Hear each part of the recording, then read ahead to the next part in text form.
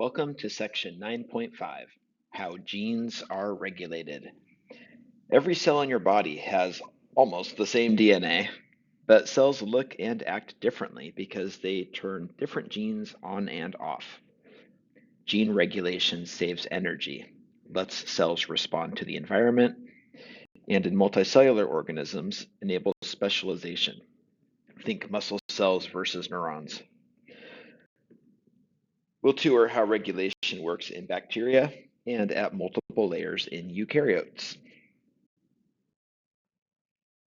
By the end of this section, you should be able to explain why not all genes are expressed at once, describe gene regulation in prokaryotes with an operon example, and outline how eukaryotes regulate gene expression at epigenetic, transcriptional, post-transcriptional, and post-translational levels. Cellular specialization depends on selective gene expression. Liver cells express liver genes. Neurons express neuron genes. Signals, like hormones, nutrients, and even stress, tell cells which programs to run.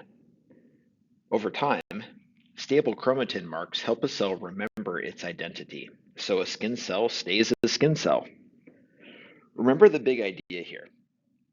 Different cell types have the same genome, but express different transcriptomes and proteomes. First, the basics of gene expression. A gene is on when it is transcribed, and often translated, to make a functional product, RNA or protein. Turning a gene on typically starts with proteins called transcription factors, binding DNA near the gene at the promoter or enhancer site. Cells integrate many inputs, internal and external, to decide which genes to express and when.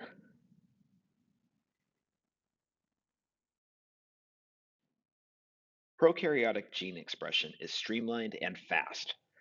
Many bacterial genes are organized in operons. A single promoter controls a cluster of genes needed for one task. The classic example is the lac operon.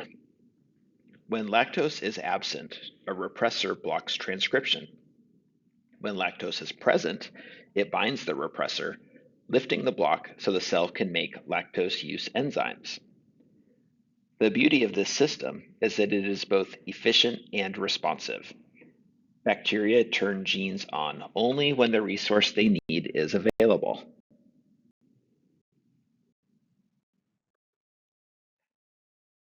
Eukaryotic gene expression is multi-layered. Control can happen before transcription at the epigenetic level, can occur at transcription through the use of promoters, enhancers, and transcription factors, or it can happen after transcription via splicing, mRNA stability, microRNAs, and after translation through protein modifications and degradation. Because DNA is packaged in chromatin and RNAs are processed, regulation is more complex but allows fine-tuned control in time and space.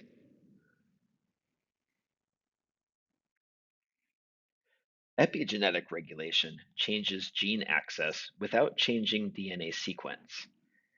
DNA wraps around histone proteins like thread around spools. If chromatin is tight, that's called heterochromatin, then genes are silent. If chromatin is open, also called euchromatin, then the genes are accessible.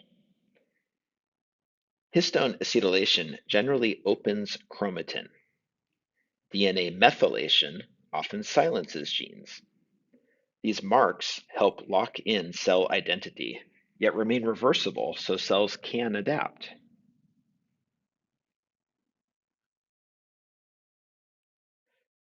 Now we're at the level of transcription, deciding which genes actually get copied into RNA. Think of the genome as a library. Promoters are the book covers where reading starts, and enhancers are like posters around the library that boost attention to certain books. Transcription factors are the librarians. They bind to specific DNA sequences and either invite RNA polymerase to begin reading or ask it to hold off. In practice, cells combine many signals at once. For example, a steroid hormone can enter a cell, bind its receptor, and that receptor becomes a transcription factor that flips on a set of target genes when the hormone is present. This is how environment and cell state translate into which genes are turned on right now. Here's the key idea. Transcriptional regulation is the cell's main on and off switch, setting when, where, and how strongly a gene is expressed.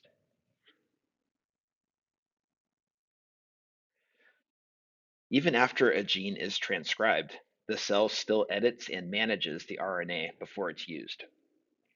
First, a 5' cap and a poly A tail are added.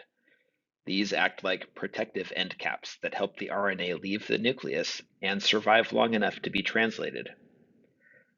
Next, splicing removes introns and stitches together exons. With alternative splicing, the same pre-mRNA can be cut and joined in different ways, producing different protein versions from one gene. One reason humans can make far more proteins than we have genes.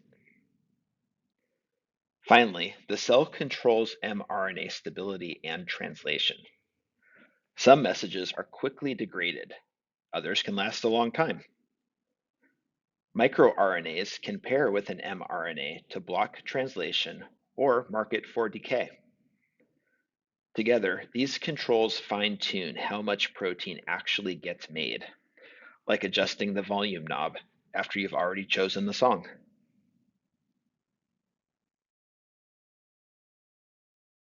Once a protein is built, the cell can still adjust its activity and lifespan.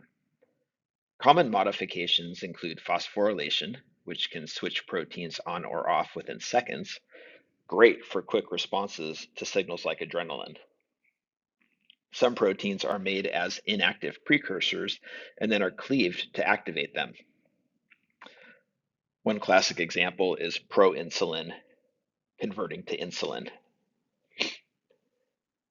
And when a protein is damaged or is no longer needed, the cell adds a ubiquitin tag that says, "Recycle me." At that point, the protein is taken to the proteasome where it can be broken down. These post-translational steps let cells respond fast without starting over at the gene level. The big takeaway here is that regulation doesn't stop once the protein is made. The cell continues to manage function and quality control.